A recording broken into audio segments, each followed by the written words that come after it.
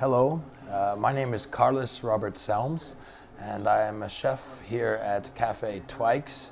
I also have another cafe, 371, in the Riga Central Market, and I'm starting a small new venture, which is a food truck, which is a very popular avenue of food sales in the United States. And we also have, on top of all of this, like most cafes and restaurants in Riga, a catering enterprise on the side. I realized that the niche here lied mostly within catering, and specifically because of less risk for the company. I found that you were able to analyze in advance what your costs would be and what your profit would be. And you could analyze your margins rather than in a restaurant or a cafe environment where you're literally just sitting and waiting for those clients to come to you. It's a gamble. So I turned my attention towards catering and aggressively searching out my clients and my clientele. And it's benefited me because we've built our whole structure around the fact that I don't want to run a restaurant. I want to run a catering enterprise with a base kitchen, a base restaurant. So I've actually to cut my costs, my overheads. We have removed ourselves from the center. We're on the outskirts of the city, in a place with a low rent and a low overhead, but very good facilities and very strong logistics. So rather than focus on the day-to-day volume of traffic, I've chosen to look at how we can use our facilities to our advantage. And so I actively seek out large events where I can guarantee that there's going to be a large client base and where I can use my skill as a chef to offer a unique product.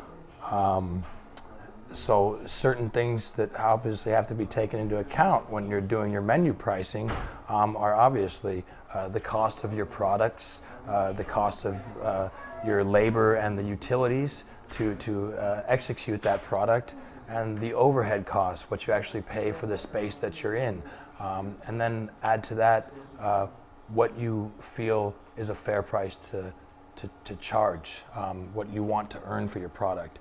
And that's where I think a lot of businesses either fail or succeed. If you have a short-term goal to make a whole lot of money just selling food, there's no way to do it. It's a long-term business, and food is not something that necessarily will make you your profit. The reality is that food will pay the bills and cover the bills, but the profit usually comes from add value things like alcohol or wine or coffees, things that have a lower self cost and can be a higher margin can be tacked onto it. So when we talk about knowing the cost of your product and what you're paying for, it's key, it's elementary. If you're dealing with a multinational bank, then you can likely ask a bit more, and they'll understand that. If they have a corporate budget to work with. If you're dealing with a small independent family that's trying to do a nice birthday celebration, then you have to play into it. So I would say that discounts apply where needed. And another important thing is not always wanting to give things away for free, but I try to look at a discount, not as a discount, I don't want to say buy one, get one free, but kind of disguise it almost as an add value. What can you add on to make the client feel like they're getting more for their money? So if you can kind of integrate something that, you've got a set price, and okay, this is the set price for that menu, but look, you've given me 75 people eating a menu that's at, say, 25 euros per head, then I can give you a good deal on wine. I can reduce the markup down on wine and do it that way. But it's a matter of how you word it as well. So, and then one more is with the markets.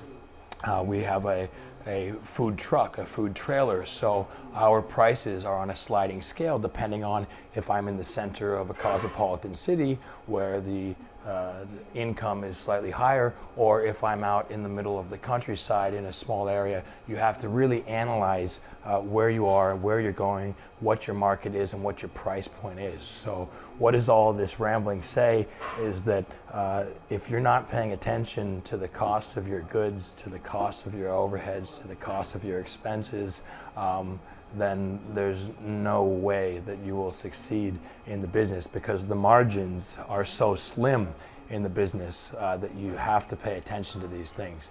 This is not a business where you make millions just churning out mass-produced food.